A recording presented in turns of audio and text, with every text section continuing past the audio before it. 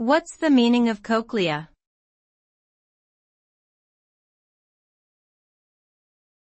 Cochlea.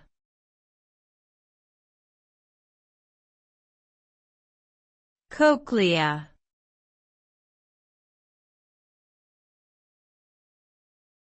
Cochlea.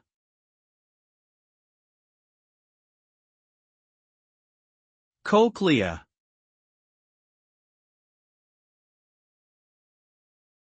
The cochlea is a spiral-shaped, fluid-filled structure in the inner ear that plays a crucial role in the hearing process. It contains thousands of tiny hair cells, which are responsible for converting sound waves into electrical signals that are sent to the brain.